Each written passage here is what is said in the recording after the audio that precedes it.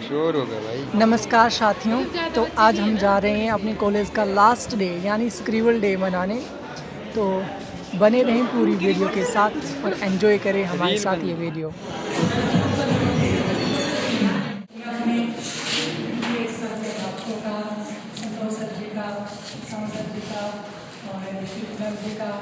हमारे इस scribble day पर आपका स्वागत करता हूँ।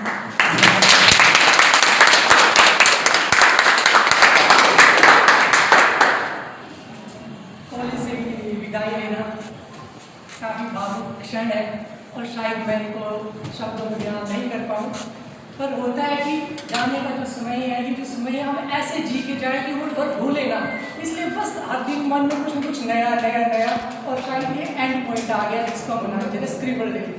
पहले तो पता क्या था कि मैं यानी कि फ्रेंड्स के जो नाम है वो उनके सिग्नेचर के रूप में हम अपने कब्र पे लेके जाएं, टीचर्स के हाथ की छाप हम अपने ऊपर लेके जाएं। तो ये स्क्रिबल डे है जिसे आज हम सेलिब्रेट करने जा रहे हैं और मुझे बहुत खुशी है कि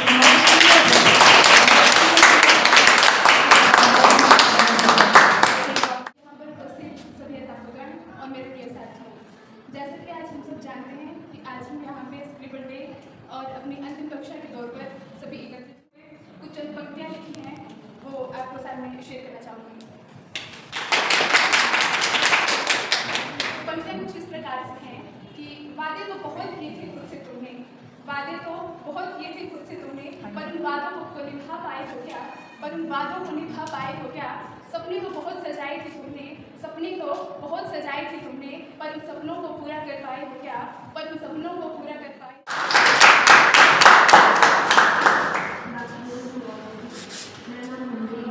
बहुत कम लोग सही से प्रोनाउंस नहीं कर पाते हैं, तो कुछ लोगों को याद नहीं रहता है। और होम डे और ये जो स्क्रिबल डे मना रहे हैं इसके लिए बिल्कुल भी एक्साइटेड नहीं थी, पर यहाँ आके सबको देखते हैं। मैं जब पहली बार कॉलेज में आई थी ना, तो कुछ इतना अलग लग रहा था। स्कूल से आना, कॉलेज में आना बहुत अलग सा लग रहा था। सब कुछ लग रहा था इतने सारे बच्चे हैं, ऐसे दोस्त बनेंगे नहीं बनेंगे, इतने अच्छे लोग मिलेंगे। पर जब कॉलेज में आए तो इतने अच्छे दोस्त मिले, टीचर्स मिले। जब हम स्कूल में थे तो टीचर्स कहते थे कि यहाँ पे इतना पढ़ाते हैं। हमें फिर पार्टी दी जा रही थी कमरे में, तो इतने जोर जोर से रो रहे थे कि आप कुछ नहीं रो रहे हैं, फूट फूट कर रो रहे हैं। क्योंकि सच में हम जब किसी इंस्टीट्यूशन में जाते हैं इतना समय बिताते हैं, अत्यधिक समय हम अपनी संस्थान में बिताते हैं, कॉलेज में बिताते हैं। सुबह आ जाते हैं 9 या 10 बजे और शाम को 5 बजे पहुँचते हैं और कुछ समय ही घर में बिताते हैं, उसके बाद सो जाते हैं, उसके बाद फिर कॉलेज में जाते हैं। तो इसके साथ हम भावनात्मक रूप से इतना जुड़ जाते हैं कि जब हमें लगता है ये तो हमारा अपना घर है, और जैसे हमें कोई अपने घर से बाहर निकालने का प्रयास करे तो हमें भावुक होना जो है लाजमी, भावुक हो ही जाते हैं। तो मैं आपसे यही कहूँगा कि ये आपका अपना महाविद्यालय है और बहुत सारे बच्चे जो हैं MA करनी है अभी आपने, क्योंकि यहाँ पर आपको ये सुविधा भी है कि MA जो है यहाँ से होती है, तो आप MA में भी आ सकते हो।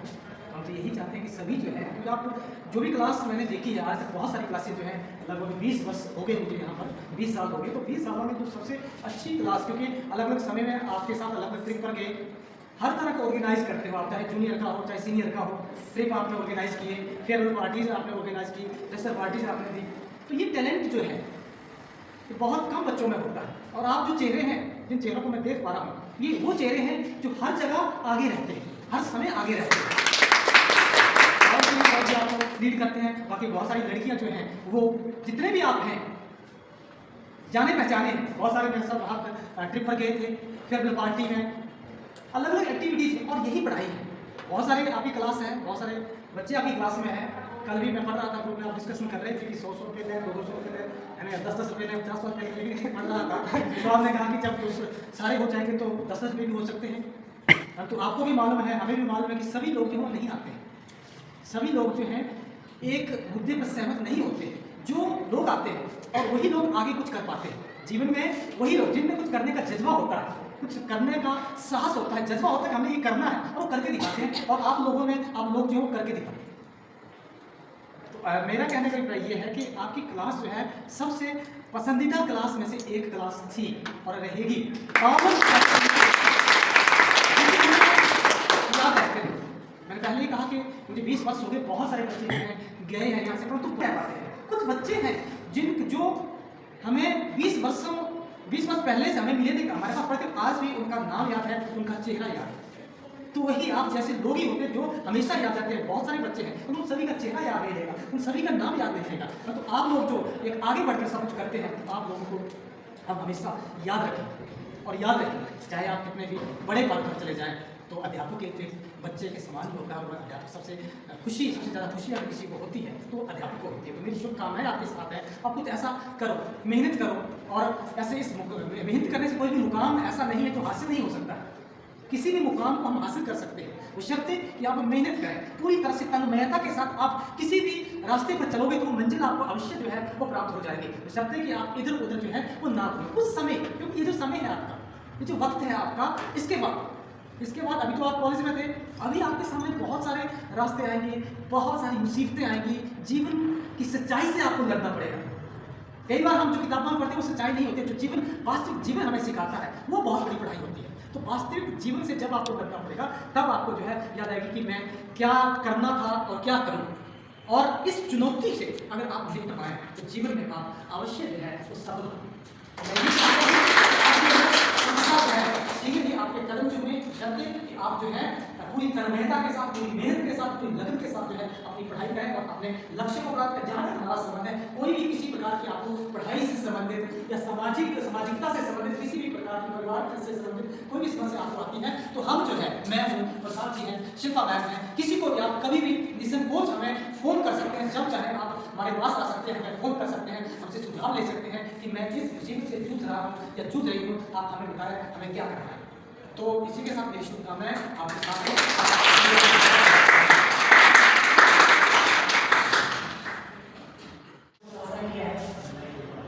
Thank you sir. और मैं प्रसाद सर जी से अनुरोध करूँगा कि वो अपने जादुई शब्दों से सभी बच्चों का मन बहलाए।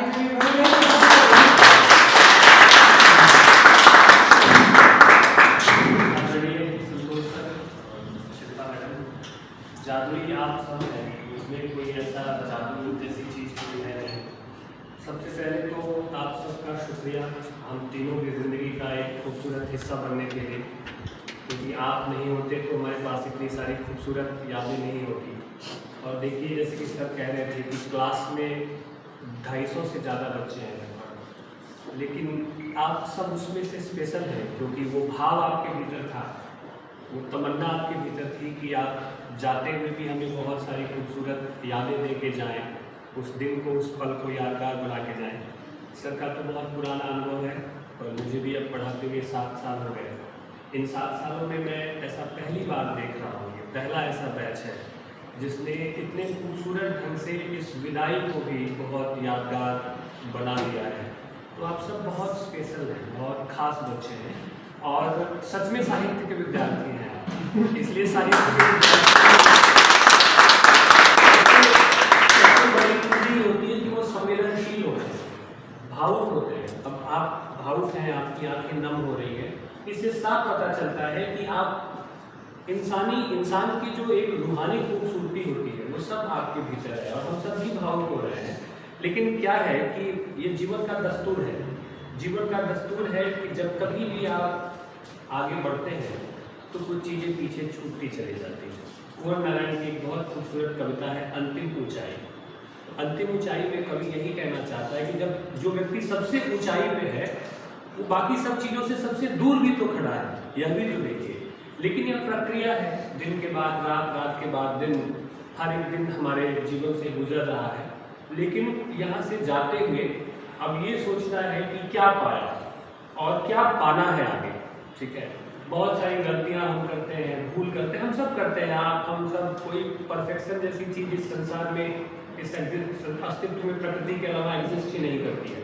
हम भूल करते हैं, हम गलतियाँ करते हैं, लेकिन उसका आत्म मूल्यांकन हमारे जीवन में चलता रहे और उस आत्म मूल्यांकन के बाद कैसे आप बेहतर नागरिक बन सके, कैसे अपने बेहतर जीवन को बेहतर बना सके, इसके लिए आपको हमेशा सोचना है। और इस वर्ष के लिए आप सबसे सामूहिक रूप से माफ़ी, क्योंकि मैंने आपकी प्रॉपर क्लासेस नहीं ली हैं। मैं बीमार बहुत था, छुट्टियों पे बहुत रहा, सर भी डेपुटेशन पे रहे, तो कुछ सिलेबस का आपका हिस्सा भी मुझे लगता है 2-3 पॉइंट छूट गया है, जो मुझे एहसास है उस बात के लिए। लेकिन मैं ये जानता हूँ कि आप उस बैच से हैं जो कोविड के बाद और उस दौरान आप आए थे। मैं सबसे पहले आपसे डेपुटेशन पे मिला था, जब मैं गवर्नमेंट कॉलेज रेलकोटी में था, तो डेपुटेशन हुआ, फिर मैं आया, फिर मैं चला गया। उसके बाद अचानक ऐसा खूबसूरत संयोग बना कि अंतिम में जाते जाते एक सत्र में आपके साथ मैं बन पाया। मैंने पूरी कोशिश की इस दौरान कि मैं आपको बहुत ईमानदारी के साथ पढ़ा सकूं, लेकिन मेरे दिल के किसी कोने में एक छोटी सी कसक भी है कि मैं नियमित क्लासेस आपकी उस तरह से नहीं ले सका जिस तरह से होनी चाहिए थी। तो इसके लिए मैं आप सबसे माफ़ी मांगता हूं कि इसे आप नज़रअंदाज करिए, क्योंकि इसमें एक बड़ी समस्या, सबको ये पता है कि मैं बहुत लंबे समय से वोकल कॉर्ड की समस्या से जूझ रहा हूँ। उस तरह की दिक्कतें थी, दिल्ली में जा पाया था। खैर, ये तो अपनी बातें हो गई, लेकिन अंत में मैं जाते हुए आपको यही कहना चाहता हूँ कि कुटज बनना। कुटज पढ़ा है ना? कुटज बनना, सर ने भी यही कहा कि जीवन में परिस्थितियाँ आपके अनुकूल नहीं होंगी, या जीवन की वास्तविकता है, या जीवन की सच्चाई है कि हर वक्त आपके हिसाब से चीज़ें नहीं होंगी, लेकिन उन सब परिस्थितियों में भी कैसे खुद को हरा भी रखना है और भरा भी रखना है, और जीवन के उद्देश्य के प्रति आशान्वित रहना है। ठीक है, आप में से बहुत से लोग बीएड करेंगे, बहुत से लोग एमए करना चाहेंगे, बहुत से लोग डिफरेंट जोन में जाना चाहेंगे, अदर कॉम्पिटिटिव एग्जाम्स की तैयारी करेंगे, पुलिस की करेंगे, जो भी आपने सोचा हो। प्रयास यह करना है कि जो कुछ भी तय किया है उस पर अडिग रहना है। दुविधा की कोई स्थिति है, कन्फ्यूजन की कोई स्थिति है, कुछ पता नहीं चल रहा है, समझ में आ रहा है कि ये है वो है, क्या करें, तो हम सब बैठे हैं उसके लिए। आप आइए, बातचीत करिए, और आप बच्चों के लिए हम लोग भी जितने संवेदनशील आप हैं, आपके शिक्षक भी उतने ही संवेदनशील हैं, तो आप बच्चों के लिए भी हमारा दरवाजा हमेशा के लिए खुला है। आप कभी भी बात कर सकते हैं, पूछ सकते हैं, यहाँ आके मिल सकते हैं, आपका अपना महाविद्यालय है। तो बहुत सारी खूबसूरत स्मृतियों के साथ मैं आपसे यही कहना चाहूँगा कि एक लक्ष्य तय करिए अपने जीवन का, और हर हाल में उसको पाने के लिए भागिए, दौड़िए, खुद को झोंक दीजिए उसमें। क्योंकि जैसा कि सर ने भी कहा कि अब अगले जो 2-3 वर्ष हैं, 2 वर्ष, 3 वर्ष, 4 वर्ष, वो आपके पूरे जीवन की दशा और दिशा तय कर सकते हैं। अगर आपने कोई एक लक्ष्य तय किया, उस लक्ष्य पे बने रहे और दीवाना बना दिया। आपने 12th फेल फिल्म देखी है? Yes sir. ठीक है ना, आप उसमें देखिए, IAS बनने की बात कर रहे हैं, आप कोई भी फील्ड में चले जाइए, आपको एक धुन चाहिए, आपको एक सनक चाहिए, आपको एक दीवानगी चाहिए, और उस दीवानगी में बहुत सारे हार्डल्स भी हैं, मुश्किलें भी बहुत सारी हैं। आपके निजी जीवन की मुश्किलें अलग हैं, बाहरी जो डाइवर्जन है वो बहुत सारे अलग हैं, लेकिन इन सब में अपने आप को हमेशा ये बताते रहना है कि आपका उद्देश्य क्या है, आपका जीवन क्या है। यकीन मानिए कि 2-3 सालों में अगर आप सही योजना के साथ कड़ी मेहनत अगर आप करते हैं, तो आपको कामयाब होने से कोई नहीं हो सकता। आप यह बात भी जान लीजिए कि भीड़ बहुत है, लेकिन असली प्रतियोगिता बहुत कम लोगों के बीच है। तो वो असली विद्यार्थी बनिए आप, ठीक है, कामयाब होइए जीवन में। और मैं तो हमेशा से चाहता हूँ कि जब तक भी जीवन में कुछ अच्छा हो तो मिला ही करो, बुरा हो तो और मिला करो, क्योंकि जब बुरा हो तो पता नहीं चलता है कि करना क्या है। ऐसे दौर में आपको और जरूरत होती है कि आप मिले उन लोगों से, अपने शिक्षकों से, कोई भी हो सकता है आपके जीवन में, जिनसे मिले और आप अपने मन की बात कह सकें। यहाँ से जाते हुए आप ढेर सारी जो 3 साल की खूबसूरत स्मृतियाँ हैं उनके बारे में सोचिए। अब आप जीवन की एक और दहलीज को पार करने की तरफ जा रहे हैं। सकारात्मक दिशा में सोचिए, ठीक है, अच्छी चीज़ें सोचिए, अच्छी बातें सोचिए, क्या आपने किया, क्या आपको महसूस हुआ, और हंसते हुए मुस्कुराते हुए जाइए, क्योंकि जीवन का जो सफ़र है उस सफ़र की खूबसूरती यही है कि हर सफ़र को समाप्त होना है, लेकिन मैं आप हम सब समाप्त हो जाएंगे, दुनिया से समाप्त हो जाएंगे। ये तो यात्रा का एक छोटा सा हिस्सा है, तो इसीलिए इसे एंजॉय करिए, इसे जिए खूब। मैं आप लोगों को बहुत बधाई देता हूँ इन 3 सालों में इस खूबसूरत सफ़र को पार करने के लिए, और हम सबके जीवन का खूबसूरत हिस्सा बनने के लिए ये उम्मीद करता रहूँगा कि मिलते रहें। बहुत से ऐसे बच्चे हैं जो सालों बाद भी मिलते हैं, दूर से चले आते हैं, पर बहुत से ऐसे बच्चे हैं जो देख के नजरें भी चुरा लेते हैं। तो मुझे तो ऐसा लगता है कि सब बच्चे एक जैसे नहीं होते, पर आप खास बच्चे हैं, आप अच्छे बच्चे हैं। हमारी भी इच्छा होती है कि हमारे बच्चे आए तभी हम जान पाए उनसे, उनका हाल क्या है, वो किस हालत में है, वो क्या कर रहे हैं। एक जिज्ञासा होती है, एक स्नेह होता है आप सबसे। तो आप सबको मैं बहुत प्यार देता हूँ, बहुत बधाई देता हूँ, और मैं आप सबके लिए प्रार्थना करता हूँ, दुआ करता हूँ कि आप सब एक संकल्प लें। आज वो समय है संकल्प लेने का, वो समय है तय करने का, अगले 3 सालों में अपने आप को कहाँ देखना चाहते हो। उस संकल्प को लो और उसके पीछे दीवानों की तरफ भागो, पागलों की तरफ, जुनून पैदा करो अपने लिए। ये भी जब भी कुरान पढ़ने शुरू होता तो सुबह सब अखबार बेच करके आते थे, और बाद में आके नाव में बैठ करके फिजिक्स की किताबें पढ़ते थे। क्यों? क्योंकि कुछ करना। तो जिसको मतलब होती है कुछ पाने की सनक, धुन, दीवानगी, उसे कोई नहीं रोक सकता है। ये बात आप नोट कर लीजिएगा। तो पहले वो जी, वो इंस्पिरेशन, वो दीवानगी लाइए। और वो दीवानगी कैसे आएगी? अपने घर को देखो, अपने पेरेंट्स को देखो, अपने जीवन को देखो। इससे बड़ा मोटिवेशन कोई है ही नहीं। आपके पेरेंट्स से बड़ा मोटिवेशन आपके लिए कुछ भी नहीं है कि किन हालातों में, किन परिस्थितियों में वो आपको भेज रहे हैं, कहाँ से एक रुपया जुटा है आपकी पढ़ाई के लिए, आपके खर्चे के लिए, आपकी व्यवस्था देखने के लिए। तो इससे बेहतर मोटिवेशन कुछ नहीं हो सकता है। सोचो कि अगले 3 साल 4 साल में कुछ बेहतर आदमी होंगे, किसी अच्छी स्थिति पे जाके उनको आपको ढेर सारी खुशियाँ देनी है, मिठाई देकर अपने शिक्षकों के पास आना है, उनको बताना है कि आपको उनके जीवन में कहा है। मैं इन्हीं शब्दों के साथ आपको बहुत बधाई दे रहा हूँ, और फिर से एक बात कहना चाहता हूँ, अच्छे मनुष्य बनिए। फूल और कांटा का होता है याद रखना, ठीक है, और कुटज निबंध याद रखना, बाकी सब ठीक है।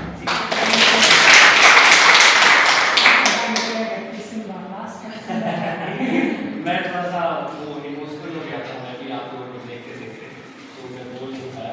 बाकी मैं चाहता हूँ कि अब खुशी खुशी मिलना मुझसे, हर बार मैं खुशी कैसे मिला।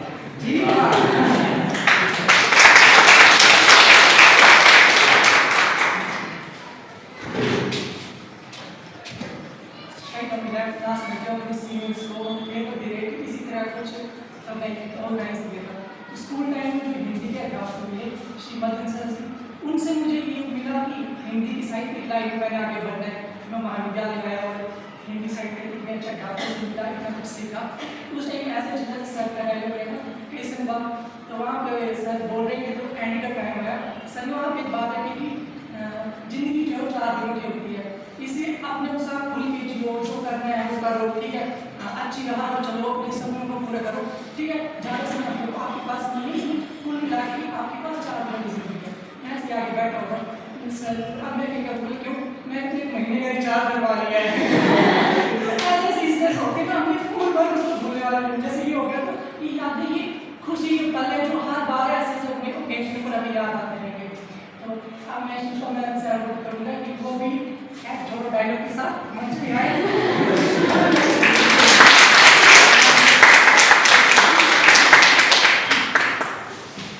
सब लोग आगे सुनाते रहेंगे। आपका ये कब करोगे आप ये सब जो आपने दिल रखा है, सब जितना भी हमने ज़्यादातर पढ़ाई के बारे में ज़्यादा डिस्कस किया, दूर की बातें खैर छोड़ो।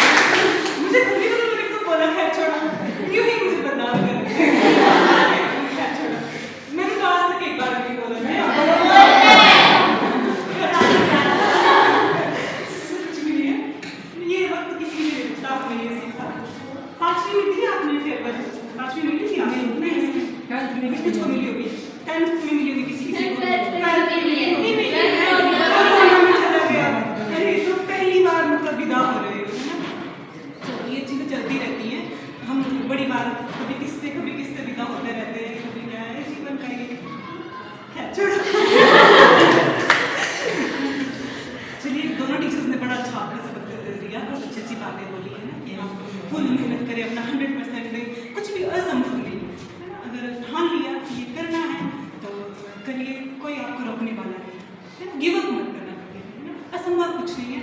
आज से 10-12 साल पहले जब मैंने यहाँ आने का सपना देखा था तो असंभव जैसा ही था, और सबने ऐसे कहा बड़ी बड़ी छलांगे क्या मारती है ना, लेकिन वो किया, वो कैसे किया वो मैं जानती हूँ, है ना। मेरा स्ट्रगल कुछ अलग है, सबका कुछ अलग होगा, है ना। तो क्योंकि अधिकतर फीमेल्स बैठी हैं, तो आप बहुत लकी हैं कि घर वाले आपको यहाँ पे भेज रहे हैं, बच्चों को आगे पढ़ाई करवा रहे हैं। वरना मैं ऐसी गर्ल्स को भी जानती हूँ जो रोया करती हैं कि हमें कुछ तो करो, 10वीं +2 के बाद आगे तो भेजो, नहीं घर वाले लोगों के लिए। और ऐसे में जिनको बोलते हैं कि बस हो गया, आप शादी करवा देते हैं। तो बहुत सारे ऐसे, तो आप खुश नसीब मानिए, है ना, आपको मौके मिले हैं तो इन मौक़ों का आप आगे भी फ़ायदा उठाइए। हाँ, लेकिन कभी कभी लेट गो भी ज़रूरी होता है ना। हम जीवन की ना दोनों परिस्थितियों को लेकर चल रहे हैं। प्लान बी अवश्य रखिए कि ये हो गया तो बड़ी अच्छी बात है, मैं 100% दे रही हूँ, दे रहा हूँ, बड़ा ज़रूरी है, लेकिन नहीं हो तो क्या नस काट लूँ, ऐसे भी नहीं रखना अपने आप को, है ना। 100% कि मेरे को ये बनना ही बनना है, एक लक्ष्य निर्धारित करिए, फिर एक प्लान बी भी होना चाहिए कि ये नहीं कुछ और देखकर इससे बेटर सही है ना, वो हो सकता है वो उससे बेहतर हो, क्योंकि कई बार कोई रेस होती है ना, कुछ भी, जैसे आपका ये फंक्शन का उदाहरण ले लो, कितनी सारी गर्ल्स ने भाग गए, लेकिन दस्तूर क्या है, 1 या 2 ही चुने जाएंगे, तो बाकी क्या करें, मर जाएंगे क्या करूँ मैं, मर जाऊँ, तो बाकी क्या करें, कोई दूसरा, है ना। कभी भी ऐसे नहीं करना है ना, हमेशा अपना एक ध्यान भी रखें। और पर एक और चीज़ मैंने देखी, फेसबुकिया ज्ञान जो है बड़ा बच्चों में हो गया है। हम स्क्रॉल करते हैं और बड़े बड़े ज्ञान झाड़ने वाले आते हैं, और हम ना वास्तविक दुनिया से मैंने भी बात की, तो वास्तविक दुनिया से थोड़ा हट से करें। उदाहरण के लिए ना मैं फिर वही याद आई मुझे, तो जैसे सबने एक क्वेश्चन पूछा ना, जितेंद्र ने पूछा था कि सफलता ज़्यादा मोटिवेट करती है या असफलता, सभी गर्ल्स ने बोला असफलता मोटिवेट करती है ना। सच में सच में असफलता मोटिवेट करती है क्या? सच में एक बार फेल हो गए ना, किसी ट्राई किया, दूसरी बार किया, तीसरी बार मोटिवेट हो गए कि या सोचोगे कि अब नहीं होगा मुझसे। ये पता कैसे है, कुछ कुछ बातें ना ऐसी होती है ना जो सुनने में बड़ी स्वीट लगती है। जैसे आपकी शादी होगी ना, घर वाले वो बोलेंगे, ससुराल वाले, बेटी लेके जा रहे हैं जी सुनने में बड़ा अच्छा लगता है, हाय बेटी लेके जा रहे हैं, और आप समझोगे अच्छा बेटी हूँ मैं, क्या बात है, मैं 9 बजे सो के उठूंगी, चाय नहीं लाई पापा, है ना, और ड्रेस पहन के एकदम, सुनने में अच्छी लगती है, असल में होती है क्या, है ना। तो कुछ चीज़ें ऐसी हैं, बस वो सुनने के लिए अच्छी लगती हैं, है ना, लेकिन रियल लाइफ में थोड़ा प्रैक्टिकल भी हो जाइए। किताबी ज्ञान बड़ा अच्छा है, ज़रूरी भी है, लेकिन इतनी किताबी ना बन जाए कि वास्तविकता से हटी है ना। वास्तव में पता क्या है, असफलता भी मोटिवेट करती है, पर सफलता ज़्यादा मोटिवेट करती है यार, एक्सेप्ट करो इस चीज़ को, है ना। क्योंकि कोई सफल हुआ ना तभी तो आप मोटिवेट हुए, मैं सफल हुई ना तभी तो 4 लोग और मोटिवेट हुए कि इसके जैसे बनना है। नहीं हुई होती सफल ना, तो दूसरों ने बोलता देखो उसकी बेटी ने किया ना, कुछ नहीं ना होते रखे, चल छोड़, समझ रहे हो ना। कोई दूसरा सफल होता है या आप खुद सफल होते हैं, आप छोटा सा एग्जाम कोई दोगे ना, सफल होंगे ना, तो और आपको लगेगा कि नहीं मैं थोड़ा सा और बड़ा कर सकती हूँ, है ना। ये क्लर्क का निकाला ना, मैं ना कर सकती हूँ, इससे बड़ा वाला भी एचएस का कर सकती हूँ, है ना। क्लर्क का ही निकला, ये तो मेरे से निकला नहीं, आगे मेरे से क्या खाक होगा, ये चीज़ भी होती है ना, चीज़ों को एक्सेप्ट करके चलो, है ना। ऐसी कोई बात नहीं है। हालांकि अच्छा एक और चीज़ ना, सफल होने का मतलब क्या होता है।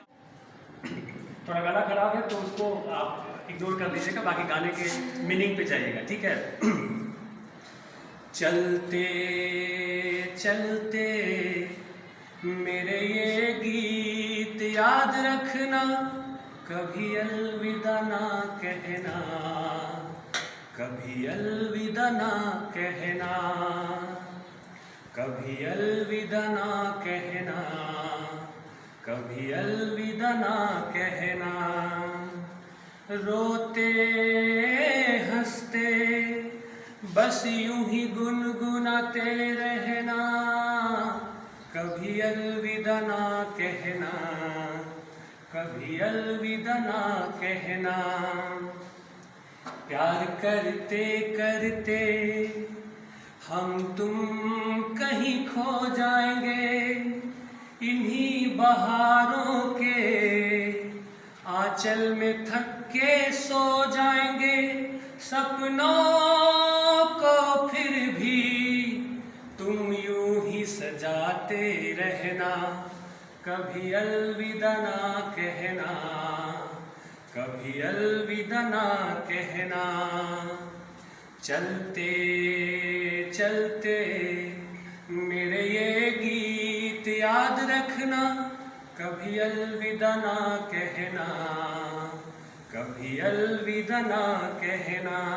अब आखिरी लाइन है, बीच राह में दिलवर बिछड़ जाए कहीं हम अगर, और सुनी सी लगे और की ये डगर, हम लौट आएंगे, तुम यूं ही भुलाते रहना, कभी अलविदा ना कहना, कभी अलविदा ना कहना, चलते चलते मेरे ये गीत याद रखना, कभी अलविदा ना कहना। मेरे साथ गाओ, कभी अलविदा ना कहना, चलते चलते